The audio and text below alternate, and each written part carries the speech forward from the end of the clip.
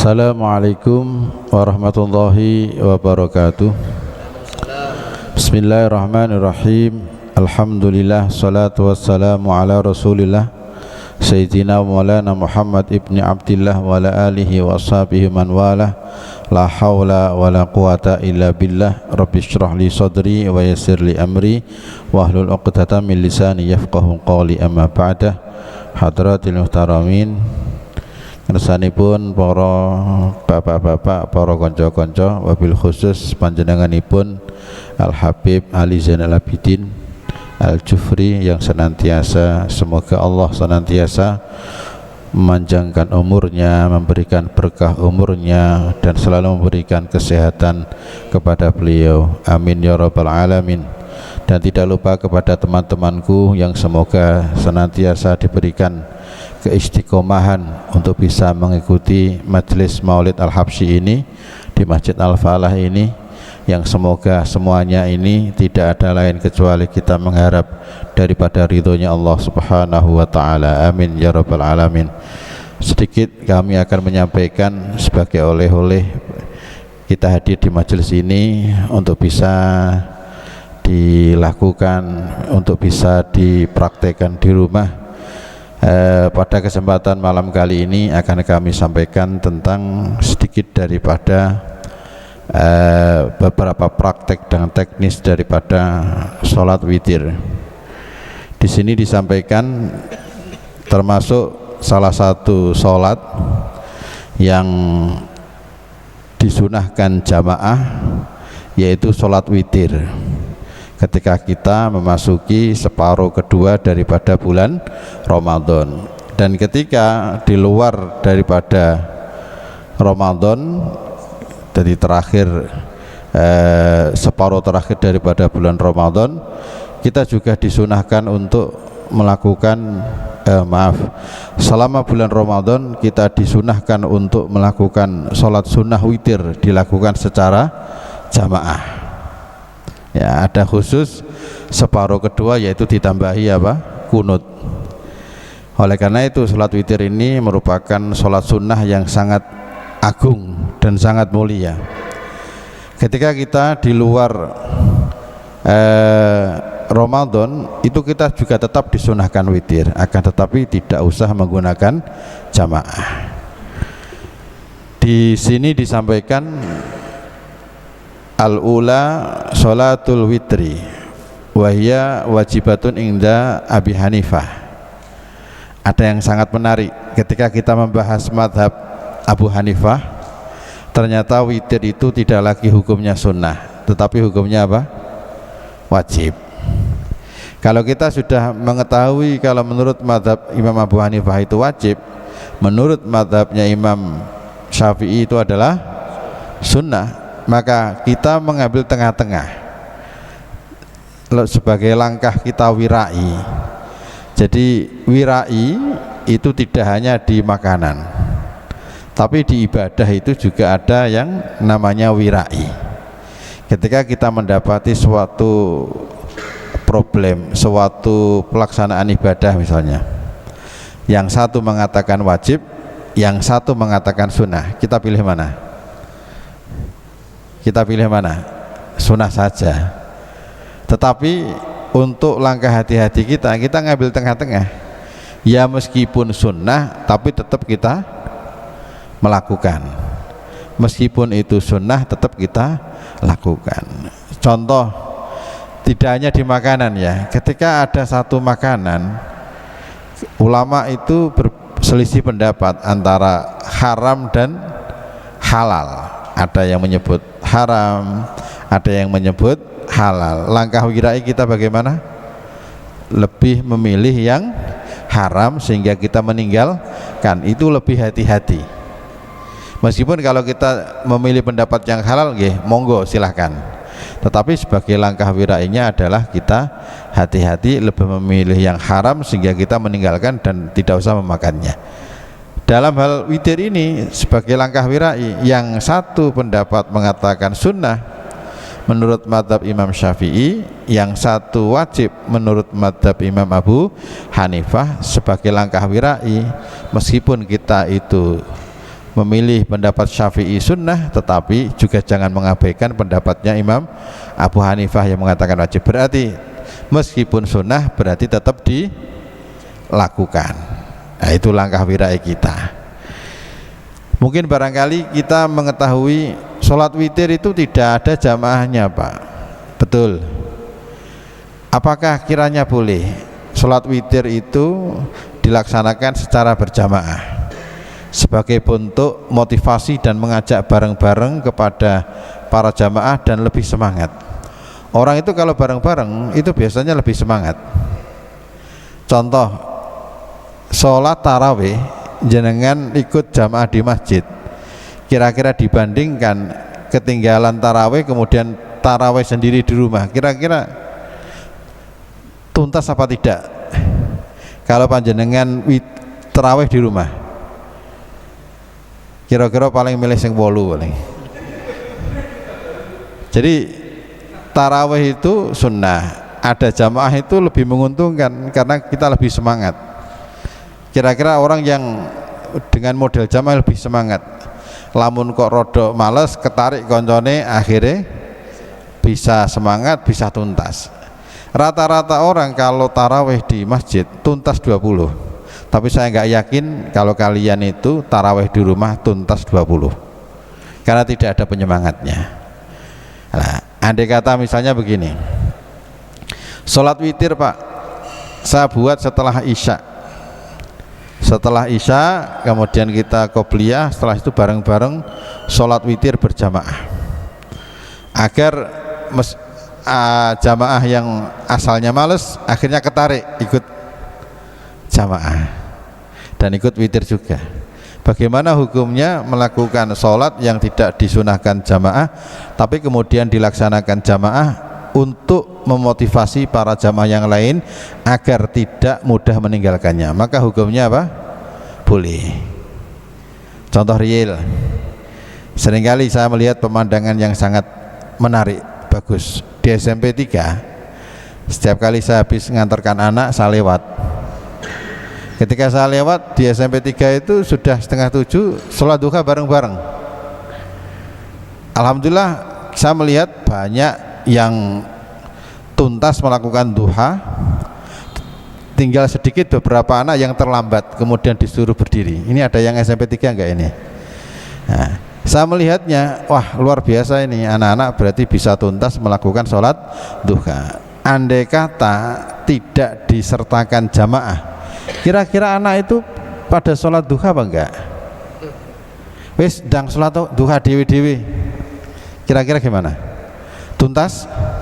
Ono sing melayu rono, ono sing melayu rene, ono sing gudak-gudakan gitu ya. Kalau kita melihat itu kayaknya enggak tuntas. Oleh karena itu mensiasati dengan sistem jamaah enggak masalah, no problem. Tetapi kita harus mengetahui jamaah sholat seperti itu hukumnya mubah. Mubah itu artinya yang sholat jamaah duha atau witir itu pahalanya tidak lebih besar dibandingkan orang yang sholat witir munfarid. Nah itu maksudnya sholat jamaahnya apa? Mubah, hanya sekedar sebagai motivasi agar kita itu tetap semangat untuk beribadah. Itu hukumnya boleh. Jadi oleh karena itu witir ini bagaimana caranya kita itu tetap semangat untuk witir. Banyak orang yang melakukan witir di Ramadan hampir tidak pernah meninggalkan, tetapi ketika lewat Ramadan, dari sekian orang yang witir itu kira-kira apakah masih konses witirnya? Kalau senyum berarti tidak tidak tuntas ya. Jadi ini sebagai motivasi kita, saya memberikan hadiah oleh-oleh malam kali ini, yaitu tentang sholat witir. Jadi sholat witir ini luar biasa pahalanya. Tentang niat, saya awali dengan niat ya. Niatnya witir itu sedikit perlu difahami, ada yang berbeda. Witir itu artinya apa? Ganjil. Kalau di kitab Nihayatul Zain ya, Nihayatul Zain itu kitabnya Syekh Muhammad Nawawi Al-Jawi Al-Bantani ya. Di kitab Nihayatul Zain itu syarah daripada kitab Qurratul Ain, yang kemudian Qurratul Ain itu disarahi oleh Imam Zainuddin Al-Malaybari, jadi Fathul Mu'in. Ini yang syarah daripada kitab Qurratul Ainnya yang matan. Beliau itu memberikan satu pernyataan, tidak sah kalau orang itu sholat witir dengan niat begini: usolli sunnatal witri rak'ataini mustaqbilal kiblati ada'anillahi ta'ala. Itu gak sah, dan itu kayaknya niat seperti itu sudah umum ya, banyak orang yang tidak memperhatikan. Kenapa dikatakan tidak sah? Karena sholatul witri witrun, sholat witir itu ganjil, la syaf'un, bukan genap. Kalau kalian usolli sunnatal witri rak'ataini, ya, itu gak sah. Ini yang dua loh ya, yang dua ya. Nah terus gimana? Kemudian beliau menjelaskan jangan begitu, tetapi usolli rak'ataini minal witri. Rak'ataini minal witri, bukan usolli sunnatal witri rak'ataini, bukan, tetapi dibalik usolli minal usolli rak'ataini minal witri. Bisa dipahami ya? Jadi ini oleh-oleh agar kalian tetap ibadahnya sah. Saya pernah membaca satu kitab begini, kalau nggak salah di kitab apa ya, Ihya kalau nggak salah. Di kita itu terkadang harus belajar satu permasalahan yang terkadang dengan kita paham satu permasalahan itu dapat mengesahkan ibadah kita bertahun-tahun lamanya. Dan andai kata orang itu tidak tahu satu permasalahan ini, sholatnya dia batal bertahun-tahun. Oleh karena itu pentingnya meskipun satu masalah tetapi bisa mengesahkan ibadah kita bertahun-tahun. Dan andai kata kita tidak tahu, berarti ibadah kita ternyata batal bertahun-tahun. Itu pentingnya, meskipun satu masalah tetap kita harus belajar. Itulah pentingnya belajar. Kemudian bagaimana kalau yang satu rakaat? Yang satu rakaat biasa, usolli rak'atan juga boleh minal witri ya. Kalau biasanya yang Bilal itu kan shollu rak'atan minal witri kan gitu ya, sudah dikomando dari awal, ayo sholat, bahasanya rak'atan minal witri, atau usolli sunatal witri rak'atan wahidah juga boleh. Kalau ini bebas, karena memang ini tepat hitungannya apa? Ganjil. Artinya kalau salah, niatnya sudah salah, ya berarti sholatnya juga nggak sah, kan iman. Kemudian witir itu minimal satu, maklum ya, minimal satu. Tapi di kitab Taqriratus Jadidah disebutkan wa tukrahu al mudawamah ala rak'atin wahidah minal witri, makruh kalau kita itu istiqomah sholat witir tapi satu rakaat saja. Ya istiqomah tapi witirnya cuma satu rakaat saja, ya jangan. Artinya satu rakaat itu boleh tapi jangan diteruskan gitu ya, paham ya? Sholat witir itu satu rakaat boleh tapi jangan terus-terusan. Lah apa kok mesti citak witir ya, sesuk neh apa neh nah, medit ya. Jadi makanya secara fikih boleh, tetapi wa tukrahu al mudawamah, jangan diteruskan gitu loh ya. Akhirnya kalau diteruskan akhir dino witire mung siji wae gitu ya. Kemudian para ulama memberikan penegasan, jadi kalau sholat sedengan itu ya tiga rakaat. Kemudian maksimalnya berapa? 11. Kemudian 3 rakaat itu, ini yang jarang mengetahui, teknis melakukan sholat witir itu ada 2. Ada al-waslu, ini sedikit ya, habis ini saya buka pertanyaan, tidak usah banyak-banyak. Jadi boleh al-waslu, waslu itu diteruskan, ini yang jarang diketahui. Boleh al-faslu, faslu itu dipisah. Orang kebanyakan kalau sholat witir itu di al-faslu, dipisah ya. Kalau jenengan paling mudah sholat itu ya gini, sholat witir gimana Pak?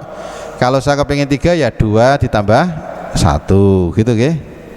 Sholatnya 2 maklum, sholatnya 1 maklum. Saya kalau kepengen 5 ya 2, 2, 1, maklum ya. Tetapi yang jarang diketahui orang itu bagaimana caranya al-waslu. Waslu itu menggabung. Ya. Misalnya begini, mau sholat witir Pak, iya. Saya kepengen yang al-waslu disambung. Berarti witirnya itu 3 rakaat langsung. 1 takbiratul ihram. Ya, 1 kali takbiratul ihram langsung 3. Nah, caranya gimana Pak? Caranya itu diperbolehkan tasyahud 1 kali, berarti tasyahud akhir. Juga diperbolehkan 2 kali tasyahud, berarti rakaat kedua dan rakaat ketiga. Tetapi kemudian dikomentari jangan serupa dengan maghrib, jangan serupakan witir dengan maghrib. Maghrib itu kan modelnya gimana? Rakaat pertama nggak ada tasyahud, rakaat kedua ada tasyahud, rakaat ketiga ada tasyahud. Kalau kamu model begitu berarti nanti kamu menyerupai maghrib. Oleh karena itu para ulama, kalau kamu kepengen waslu maka cukup apa? Tasyahudnya itu cukup 1 saja. Ini jarang sih ngerti. Gimana Pak? Kok sholatnya kok witir apa tasyahudnya kok teman terakhir tok? Ya memang begitu. Bisa dipraktekkan kalau kepengen cepet. Jadi ini teknis ya. Kalau kamu kepengen Pak, saya kepengen 3 rakaat Pak, tapi yang al-waslu biar cepet, monggo. Jadi langsung 3 rakaat. Jadi usolli sunatal witri salasa rakaatin misalnya. Kemudian rakaat kedua gak usah tasyahud, rakaat ketiga baru tasyahud. Bisa dipahami ya? Gampang ya? Oke, sekarang kalau kamu kepengen sholat, ada gak yang pernah sholat witir atau sholat apalah yang langsung 5 rakaat? Loh Pak, sholat itu mentoke 4 rakaat toh Pak? Ngerti ini sampai ini kan isya karonan duhur, asar 4. Ini sholatnya 5. Ada yang pernah sholat 5 rakaat sekaligus? Belum ada ya. Makanya di sini saya tunjukkan untuk oleh-oleh ke rumah. Jadi sholat witir itu boleh dilaksanakan langsung 5 rakaat usolli sunnatal witri khamsa rakaatin. Loh, enak toh nggih? Kurang Pak? Piro? 7. Nah. Ya. 7 ya oleh, 10 ya boleh. Tapi aja nglewati 11 ngono wae. Misalnya kepengen 9 langsung monggo. Berarti kalau 9 berarti usolli sunnatal witri tis'a rakaatin mustaqbilal kiblati ada'anillahi ta'ala. Terus gimana Pak tasyahudnya? Tasyahudnya itu setiap kali panjenengan perwakilan 2 rakaat itu tasyahud. Ya, karena ini kan sistemnya kan waslu. Jadi 2 rakaat tasyahud. Ya. Jadi 2 rakaat lagi tasyahud. 2 rakaat lagi tasyahud. Rakaat sebelum terakhir ya. Tasyahud awal, masih awal maksudnya. Terus rakaat yang terakhir sebagai tahiyat akhir atau tasyahud penutup. Nah, caranya gitu. Gampang ya? Lak kepengen 11 monggo. Pak, ngono iku lamun salate sing ngono iku tarawih ngono enak, Pak. Menang dhewe musolaku, Pak. Tapi ojo nggih musala. Kalau tarawih jangan, nanti membuat masyarakat bingung. Jadi jenengan kalau kepengen witir ya silahkan dilakukan pribadi. Jadi tidak usah membingungkan apa di masyarakat. Jadi kalau misalnya di masjid mau buat jamaah salat witir monggo, tapi jangan sistem waslu, jangan. Ya, khawatir masyarakat bingung karena mereka itu mengikuti kita. Nah, sementara mereka tidak tahu apa yang kita lakukan. Kok modelnya aneh kan gitu ya. Ya, jadi ini waslu namanya. Paham nggih? Jadi ini waslu, dan waslu ini jarang orang yang tahu. Sebenarnya kalau kita ambil pendapat, sholat tarawih pun juga ada yang dipraktekkan waslu, tetapi jarang dipakai karena kita itu ingin melatih masyarakat tidak usah yang membingungkan masyarakat. Nanti kalau jenengan pakai sistem waslu akan sulit diterima masyarakat. Jadi kalau kita Jadi masyarakat pokoknya diwarai ngene wis ngene ngono wis beres nih. Jadi gak usah diwarai sing gak biasa. Nanti khawatir mereka terjadi kebingungan. Bisa dipahami nggih? Jadi itulah praktek daripada sholat witir. Semoga apa yang kami sampaikan ini sedikit ada manfaatnya. Oke, waktunya sholat witir. Sholat witir itu dilakukan yang penting setelah isya sampai sebelum subuh, ya. Setelah isya, misalnya jenengan kok witir sebelum isya, maka gagal. Waqa'at naflan mutlakon, maka sholat itu akan menjadi nafil mutlak. Tapi kalau itu nggak tahu posisinya, nggak sengaja, atau karena nggak tahu hukumnya, waqa'at naflan mutlakon. Tapi kalau sengaja, waqa'at butlanan, maka hukumnya batal. Lah waktunya itu setelah isya. Umpamanya panjenengan itu jamak takdim, ya, jamak takdim. Kalau jamak takdim berarti sudah sholat maghrib juga sudah sholat isya. Setelah isya jenengan langsung witir boleh, yang penting setelah isya. Kalau jenengan lakukan sebelum isya nggak boleh. Bukan masalah jam, mau jenengan pokoknya setelah isya ya. Setelah isya itu boleh disambung, boleh tidak. Artinya isanya kan tadi jam 7, jenengan badhe witir jam 09.00 monggo, jam 10 monggo, jam 3 monggo. Hemat kami, kalau kalian tidak yakin bangun di waktu sahur, lebih baik witir di waktu awal. Ya, kalau nggak jamin, wah mesti aku tangi jam 4, monggo, boleh nanti diakhirkan. Tapi kalau nggak ada jaminan, kadang yo nyambung subuh, kadang yo los, ya daripada ngoten mending jenengan witirnya di awal. Bisa dipahami? Gampang ya. Jadi itu oleh-oleh kami. Dan sedikit ini terakhir, kalau panjenengan 3 berarti rakaat pertama sabihis, rakaat kedua kuliah ayyuhal kafirun. Terus kemudian rakaat terakhir adalah kulhu muawwidzatain. Ngaten nggih? Itu sedikit oleh-oleh yang bisa kami sampaikan. Semoga ada manfaatnya. Mungkin barangkali sebelum ditutup ada waktu jeda 3 menit. Kami persilakan.